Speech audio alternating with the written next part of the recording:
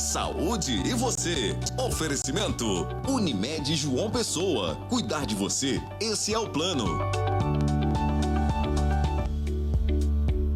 Muito bom dia a você de casa, sejam todos bem-vindos a mais um final de semana aqui no Saúde e Você, na sua TV Arapuã.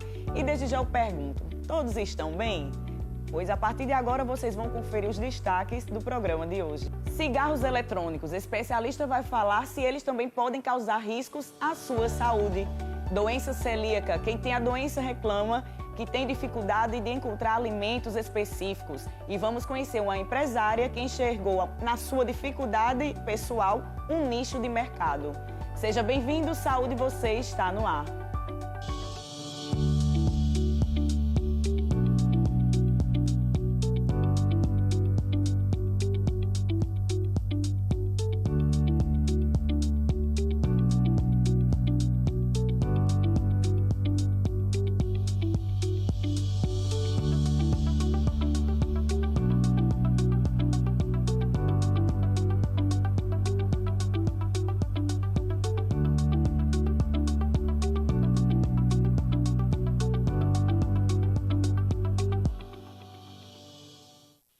Sejam bem-vindos ao Saúde Você desta semana. E olha, gente, você conhece alguém que sofre de mau hálito? Segundo especialistas, o problema não está associado apenas a uma má escovação. É o que você vai entender na reportagem. Não tem para onde fugir. O creme dental, a escova de dente e o fio dental é um trio indispensável para uma boa higiene da boca e, com isso, evitar o constrangimento do mau hálito. De acordo com a Associação Brasileira de Pesquisa de Odores Bucais, 4 entre cada 10 pessoas sofrem com o problema, mas nem todo mundo trata esse tema com naturalidade. Há quem drible a timidez e dê aquele toque a quem sofre com o problema de mau hálito. Eu falei com a pessoa que foi uma coisa desagradável, né? Que eu disse a ela que ela tivesse mais um pouco de competência, fizesse uma higiene bucal, porque era muito chato falar perto das pessoas e a gente sentia aquele mau hálito, né? E a pessoa na hora não gostou, mas depois me perdoou. É um pouquinho complicado, muitas vezes a gente se sente constrangido, a gente tem até um desejo de pedir para aquela, falar para aquela pessoa. Eu já falei para um primo meu, entendeu? Você não leva mal não para falar uma coisa? Aí ele me perguntou, eu falei, rapaz, você tem um mau hálito danado. Ele disse, eu vou cuidar em tirar isso aí para ficar melhor. Tá bom. Mas, segundo os especialistas, os problemas com mau hálito nem sempre são associados com a má escovação. A gente associa o mau hálito a problemas estomacais, porém o primeiro contato sempre é com o cirurgião dentista. Como assim cirurgião dentista? A gente precisa fazer uma consulta, remover o fator, após isso a gente encaminha ao médico, que ele vai tomar todas as providências. Pois é, não adianta disfarçar o problema com as famosas balinhas. Para manter uma boa saúde bucal, é importante associar com as visitas periódicas ao dentista. A maior recomendação de todas é consultas periódicas ao dentista. Após isso, caso você sofra desse problema, a gente inicia um tratamento, a gente passa enxaguante bucal e, caso não resolva, a gente encaminha ao médico. É isso aí, cuidar da saúde bucal também, né, minha gente? Somos um conjunto. Então, vamos tratar aí, porque eu estava até conversando com o doutor Clé, nada de mascarar o problema. O doutor Clécio aqui, eu estava conversando já com ele aqui nos bastidores, o seguinte, que nessa época de pandemia o negócio estava complicado realmente para quem sofre de mau hálito, porque mesmo de máscara, se você sentir o mau hálito, minha gente, pode correr, pode procurar para ontem o problema. E ainda falando, querendo ou não, da nossa saúde bucal, que envolve tosse, dificuldade para respirar e também para engolir, além de alteração na voz. Esses e outros tipos de sintomas podem ser características de câncer de garganta. E para esclarecer nossas dúvidas, vamos conversar a partir de agora com o oncologista especialista em cabeça e pescoço, Dr. Clécio Leite. Seja bem-vindo, Dr. Clécio. Mais uma vez aqui no Saúde Você, fazia um tempo que a gente não lhe recebia, é sempre um prazer, viu? Prazer, Tati, eu agradeço aqui nessa TV paraibana de muito sucesso, que fala a linguagem dos paraibanos, para esclarecer um tema tão importante quanto esse, que é o câncer de garganta, né? E o que vem a ser a garganta? É interessante que a garganta, muitas pessoas confundem com a boca. Sim. Mas pela proximidade não é a boca, então a garganta, gente, não é a boca, é que está atrás da boca, onde tem o céu da boca, o sininho que a gente costuma falar, a campainha, né? As amígdalas, é aquela, e a base da língua. Essas são as regiões que a gente classifica como garganta. E quais seriam os sintomas? Primeiro, eu tenho que identificar qual o perfil do paciente, né? O câncer de garganta, segundo dados do Instituto Nacional do Câncer, mais de 15 mil pessoas vão desenvolver o câncer de garganta em 2022. Não é um número tão pequeno. Mais ou menos 11 mil serão do sexo masculino, serão os homens, mais ou menos 4 a 5 mil serão mulheres.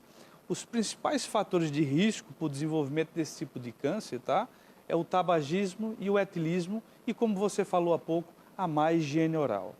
E aí a gente já pode classificar que os homens vão ter mais, justamente por eles fumarem mais e beberem mais do que as mulheres? Exatamente. O que vai determinar a maior prevalência do câncer de garganta e a maior incidência nos homens é porque os homens, infelizmente, tá? Eles têm um péssimo hábito que é o do tabagismo, ainda é cultural na nossa sociedade. Quem é mais velho sabe que o pai ensinava o filho a acender o cigarro. Então, aquele filho acabava adquirindo esse hábito. Hoje, existe uma campanha forte contra o tabagismo. Por exemplo, eu que sou professor da universidade, raramente um aluno hoje fuma, tá? Mas, infelizmente, tem o hábito do etilismo. E além da má higiene oral também, que provoca o mau hálito, as bactérias, elas produzem substâncias carcinogênicas. O que é isso, Clécio? São substâncias capazes também de provocar o câncer. Mas além desses 3 fatores, hoje existe um vírus chamado HPV, que é muito conhecido das mulheres, que é o principal causador do câncer do colo de útero. Mas também nos homens pode provocar o câncer de pênis, pode provocar o câncer de vagina, vulva e também pode provocar o câncer de garganta. É um vírus que é transmitido sexualmente pelo contato com pele e mucosa, tá? Através do sexo oral ou do sexo convencional também. E o câncer de garganta é um câncer em que ele provoca um sintoma importante, a dor. A dor que não diminui, tá, com o tempo. Então, essa dor, na verdade, é provocada por uma pequena ferida que não cicatriza. Existe a máxima que se diz assim: a presença de uma pequena ferida na cavidade oral ou na garganta que não cicatriza em 15 dias, provavelmente essa pessoa ela deverá procurar um profissional. O profissional mais próximo de sua casa é o dentista. O dentista é aquele profissional que examina a boca das pessoas e ele é capaz de suspeitar que ali poderá ser algo anormal e encaminhar para um especialista, um cirurgião oncológico, que seria o cabeça e pescoço. O otorrino também, né? Muitas pessoas sofrem com crises de amígdalas e às vezes pode ser confundido, creio eu, que com câncer também de garganta, né? Os sintomas devem ter algo parecido. Muito parecido, mas é diferente. As amidalites, ela comete mais crianças e jovens e são recorrentes. E até numa fase em que as pessoas não têm esses péssimos hábitos, como o tabagismo e o etilismo. Mas um fator importante, epidemiológico, é a idade do paciente. Então, geralmente esses cânceres acontecem em pessoas acima de 60 anos de idade.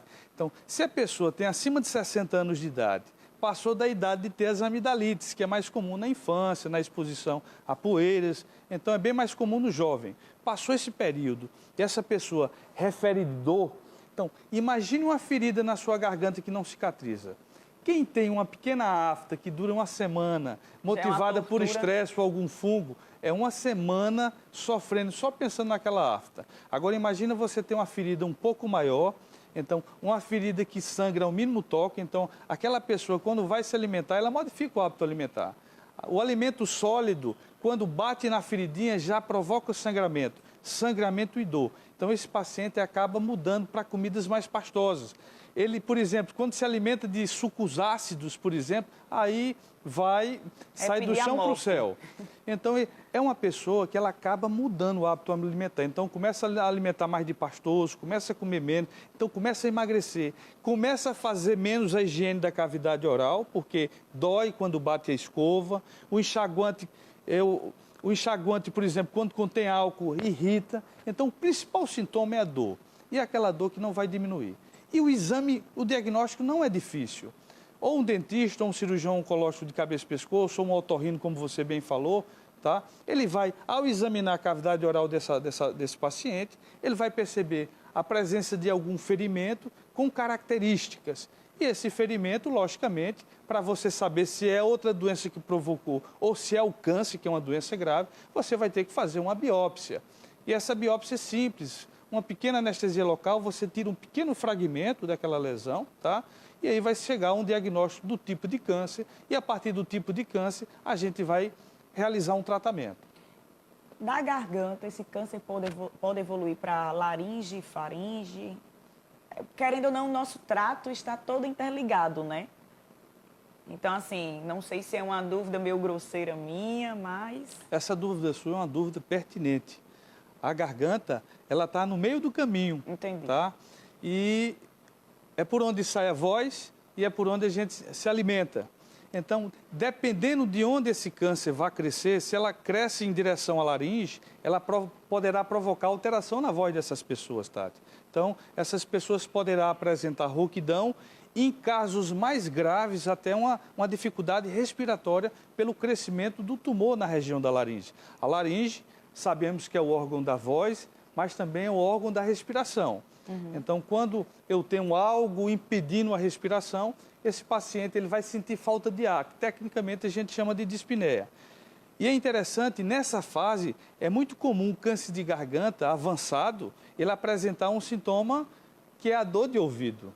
Só que quando vai no otorrino e examina o ouvido, não vai observar absolutamente nada. É uma dor reflexa, é uma dor por conta de comprometer um nervo. Então, o paciente, teoricamente, ele, às vezes, você que está aí no interior, no PSF, ao colega médico do PSF, se chegar um vozinho aí com um algodãozinho no ouvido, suspeite, porque a dor provocada pelo câncer de garganta é uma dor que, quando o vento bate no ouvido, o paciente se sente muito irritado. A sensibilidade está aguçada do ouvido. Então, é comum esses senhores colocar um chumaçozinho de algodão, tá? E é muito comum o médico do PSF achar que é uma otite, uma inflamação do ouvido, quando, na verdade, é um problema na garganta. Um conselho que eu dou também é, se esse paciente tiver prótese, tira as próteses, porque às vezes o câncer está um pouquinho abaixo da prótese. E não vá pensar que é a prótese que está provocando o ferimento. Na verdade, esse ferimento é produto de uma vida com péssimos hábitos, infelizmente, adquirida muitas vezes por nossos avós. Mas pode acontecer também em pessoas abaixo dos 60 anos. Existe uma das causas do câncer, a causa genética, hereditária. Então, quando você vai fazer um contexto familiar daquele paciente, ele tem parentes que se operaram de diversos tipos de câncer e muitas vezes ele foi eleito para ter um tipo de câncer de garganta. Então, aí é bom ele ficar atento, né? Teve algum histórico na família, você já fica atento antes dos 60, está sempre investigando, né? Com certeza. Há aquela máxima que o câncer não tem cura. Olha, gente, o câncer tem cura. A gente tem inúmeros exemplos aí na mídia social de artistas que manifestaram já a doença que teve, já publicizou. E por que essas pessoas elas se curaram? Primeiro, porque elas tiveram acesso rápido a um bom hospital, a bons médicos, a exames de imagem, tá? E a um bom tratamento, um tratamento rápido e eficaz. Qual é o problema do nosso Sistema Único de Saúde? Aquelas pessoas que trafegam entre favelas e palafitas, desprezadas. A gente está vindo de uma pandemia em que os serviços oncológicos praticamente estavam paralisados porque os insumos foram voltados para a pandemia. Exato. Então, quando passa o furacão, Tati, é que a gente vai ver os destroços, não é durante o furacão. Então, por exemplo, quem tinha um câncer numa fase inicial, que tinha uma chance de cura muito grande, 2 anos de espera, provavelmente esse câncer já deve ser uma doença praticamente incurável. Tá? Então, o câncer na fase inicial tem cura. Numa fase tardia tem tratamento. Não significa que eu como cirurgião oncológico, nem sempre eu vou conseguir a cura dos meus pacientes, mas eu tenho como amenizar aquele sofrimento dele, ou tratar aquela dor, ou indicar algum tratamento, existem vários tipos de tratamento para o câncer de garganta, tá? Os mais comuns são aqueles não cirúrgicos. Então, você que tem um câncer de garganta aí, provavelmente o seu médico, ao diagnosticar seu câncer, ele vai indicar um tratamento à base de radioterapia, tá? Que é um tratamento não cirúrgico, através de uma radiação. A radiação, ela nos faz mal, mas aí é o custo-benefício. Ela vai tratar aquele tipo de câncer, mas o local onde a radiação atinge, ela também é um fator de risco para um desenvolvimento de câncer futuro, 20 e 30 anos depois. A gente chama até de câncer radioinduzido. Então, os cânceres de garganta geralmente são tratados com radioterapia ou associada à quimioterapia naqueles estágios mais avançados, Que é a tá? parte medicamentosa. Em estágio mais avançado, Tati, o que é que acontece? Então, esses pacientes eles não conseguem engolir nenhum comprimido para dor, tá? Então, um comprimido simples para dor que você faz habitualmente quando está com a dor, eles não conseguem, porque a dor é aquela dor que fecha os olhos e cerra os punhos. Então, esses pacientes, geralmente a gente passa uma sonda nasentérica para permitir a alimentação, tá? Esses pacientes a gente medica com medicações um pouco mais fortes, para que eles possam suportar e aguentar o tratamento. Porque um corpo debilitado, ele não consegue aguentar uma quimioterapia. Né? A gente doente normalmente, tem uma virose, tem qualquer coisa, a gente já fica praticamente debilitado, né? Quanto mais quem está passando por um procedimento, querendo ou não, tão agressivo. Assim, com a saúde realmente, tanto física quanto psicológica, tão abalada, né? Não, com certeza. Lembrar que a nossa região é endêmica também de tuberculose, a sífilis está voltando. Sim. Então não está incomum a gente encontrar lesões na cavidade oral e orofaringe que sejam outras coisas. E aí o tratamento é diferente. A gente não vai fazer quimioterapia, por exemplo, um paciente que tem uma feridinha que na verdade é uma tuberculose. Existem outros esquemas de medicação. Como é que a gente pode descobrir isso aí? Procurando um cirurgião oncológico, ou então um otorrino, ou então o próprio dentista que está lá próximo à sua casa. Eles são 3 profissionais capazes de suspeitar. E uma vez feita a suspeita, e se for numa fase inicial, minha amiga, eu só tenho boas notícias. Numa fase inicial, a boa notícia é que a cura praticamente é a certeza. Agora, realmente, a gente tem que garantir, através de leis, né, feitas por nossos parlamentares, que essas pessoas de outras cidades que tenham uma doença já avançada, elas tenham acesso a um profissional e que tenham acesso a exames no tempo hábil. É muito comum você pedir, por exemplo, uma tomografia, que é um exame que a gente pede para avaliar o câncer de garganta, que a gente sabe o estadiamento, ver o tamanho daquele câncer, para ver se existe possibilidades de tratamento. E, às vezes, esses pacientes demoram 4, 5, 6 meses para executar esse exame. Isso aí realmente vai implicar na cura desse paciente. Sucesso, né, no do sucesso do tratamento. E aí, doutor, a gente está falando muito na parte dos idosos, podemos dizer assim. Mas existe algum caso, posso considerar raro, de criança ou adolescente ter o câncer de cabeça e pescoço? Não, o câncer de garganta especificamente, eu já tive pacientes com 12 anos de idade. Caramba! Tá? Então, desenvolveu uma feridinha, foi feita a biópsia, e nesse caso foi um câncer determinado geneticamente. Ela não teve nenhum mau hábito que levasse à formação do câncer.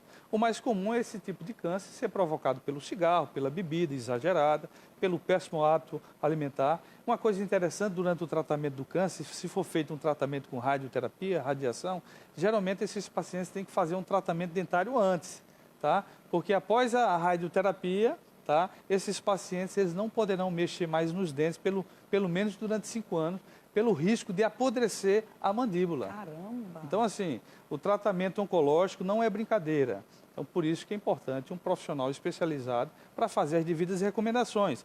Não só isso, quando você faz radioterapia, você praticamente vai destruir todas as glândulas salivares. Então, esse paciente, se você pedir para ele cuspir, ele não tem glândula salivar. E a saliva ela é importante porque ela serve para mexer na deglutição, emulsificar o alimento. E é uma grande queixa desses pacientes quando se submetem à radioterapia. É a boca seca. A gente tem até um termo técnico, que é xerostomia. Mas eu não quero que vocês aprendam esse termo. É a boca seca. Então, vocês que fazem esse tratamento, têm que andar com um copinho d'água ou com água mineral. Eu até brinco com meus pacientes do interior, Tati, que eu disse, olha, a senhora tem que se mudar e morar perto de um açude, viu? Porque vai ter que ficar tomando água o tempo inteiro, porque a saliva não existe e fica aquela baba grossa. E às vezes o paciente até se sente sufocado por isso. Não, o senhor falando aí, doutor Cláudio, e assim, tanto a gente quanto aqui no estúdio também, querendo ou não, você fica horrorizado com a situação, porque assim, gente, saúde, câncer, a gente, às vezes, antigamente, eu até brinco assim, que não se falava a palavra câncer, que era uma palavra tão impactante, que falava CA, né, antigamente. CA. E assim, não é brincadeira. Às vezes a gente vê alguma ferida, alguma coisa que negligencia a saúde de alguma forma. Hoje em dia, as pessoas, a nossa saúde pública, querendo ou não, está querendo chegar ainda mais para a população. Eu espero que chegue ainda mais de alguma forma, porque não tem para onde correr. Assim como o câncer de garganta, câncer, qualquer outro tipo de câncer, o sucesso do tratamento é a forma precoce que é descoberta. né, doutor? E não tem para onde correr. E assim, a gente vê essas situações que o senhor está contando, geralmente, creio eu, que seja de pessoas mais avançadas, querendo ou não, ou que realmente esteja precisando daquele tratamento específico. E aí, fora a radioterapia, a quimioterapia, a parte cirúrgica, existe algum outro tipo de tratamento também? Existe, mas eu vou acabar lhe responder antes uma pergunta que você me fez. Tá. Se essa doença pode acometer o pescoço. Sim. É muito comum, tá? O câncer de garganta, ele invadir o pescoço. Aquelas landrazinhas que a gente tem aqui, que são os linfonodos, tá? E esse termo, quando acomete, sai da garganta para o linfonodo, já tem um nódulozinho aqui, tá? Esse nódulo é uma metástase loco-regional. Existe a metástase à distância, quando a sementinha do câncer, que a sementinha é ruim, vai para o pulmão, vai para a distância, vai para o cérebro, vai para o osso, mas existe a metástase para os linfonodos. A presença dessa metástase no pescoço, desse linfonodo comprometido, já praticamente diminui a sobrevida do paciente em 50%. Então veja que a presença de metástase é um fator de péssimo prognóstico para esses pacientes. Então quando eu pego um paciente que ele já tem o pescocinho tomado pelo câncer também, eu já sei que o tratamento vai ter que ser um tratamento agressivo. Então, assim, o remédio realmente para tratar o câncer é se conhecer esse tipo de informação aqui, Tatiana. A gente está levando uma linguagem bem simples para a população. Então, se seu avô está aí escutando, ou você é jovem, está no intervalo da tarefinha de casa e está nos escutando aqui, pergunte a seu avô se ele sente dor na garganta, se ele tem alguma feridinha. É fácil o exame. É abrir a boca e enxergar. Então, se você perceber alguma feridinha, corra, vá no dentista, daí para o dentista vai para o otorrino, até chegar até a nós, cirurgiões oncológicos, que vamos realizar o tratamento específico. O principal tipo de tratamento do câncer são essas três vertentes: cirurgia, a radioterapia e a quimioterapia. Esses são os principais tratamentos hoje, tá? Mas você fortalecer a sua imunidade, se alimentar de frutas, verduras, cereais, fibra, fazer uma atividade física, gerenciar o seu estresse, ter bons hábitos, porque o fumante não só aquele que carrega o cigarro, mas aquela senhorinha ou aquele senhorinho que convive com uma pessoa que fuma 30 anos, ela é uma fumante também. Então, se você conseguir gerenciar seu estresse, atividade física, ser feliz, procurar ser feliz na sua vida, ter bons pensamentos, pensamentos positivos, sobretudo nessa pandemia, não tenha certeza que você vai desenvolver algo interno chamado endógeno, tá? Você vai fortalecer seu sistema imunológico e certamente você vai diminuir a possibilidade de aparecimento do câncer. A gente geneticamente, no nosso DNA, já está predeterminado qual tipo de câncer você vai ter tendência a desenvolver. De repente, se você já tem uma depressão muito forte, Tatiana, você pode aflorar aquela lesão no DNA e acabar desenvolvendo um câncer numa fase bem mais precoce do que você desenvolveria, por exemplo. Então, é extremamente importante você gerenciar seu estresse. E nessa pós-pandemia, onde as pessoas estão apresentando sequelas psicológicas, neurológicas, tá? Fruto dos tratamentos também. Então, extremamente... valorizar as amizades, ter algum hábito saudável, tá? Procurar se envolver em algo proativo. Isso aí vai, ao longo da vida, vai fazer com que você acabe se prevenindo dessa doença que 80% das causas de câncer são causas externas. Vem cá, se são causas externas, apenas 15 a 20% não depende de mim, então eu vou trabalhar naquilo que depende. E mesmo aquilo que não depende de mim, eu posso fazer meus exames, entendeu? Frequentar meus médicos constantemente e eles conseguirem diagnosticar numa fase mais precoce. É isso aí, cada um fazendo sua parte e dá tudo muito certo. Doutor, muito obrigada por sua participação mais uma vez aqui hoje. Fique à vontade para voltar sempre, viu? Olha, é um prazer estar aqui na Arapuã. Agradecer a você, Tatiana, que é nota mil, a gente fica à vontade aqui, ao João, entendeu? Gregório, que eu costumo dizer que seu nome é João Agregador, e falar para a população paraibana sempre é um prazer estar aqui, vindo explicar. Eu acredito muito no sistema de comunicação que transmite informações preciosas para a população, não apenas violência, sangramento, algo do tipo, mas informações de vida, entendeu? Muito obrigado. Obrigada. Olha, gente, vamos para o intervalo bem rapidinho, mas daqui a pouco estamos de volta.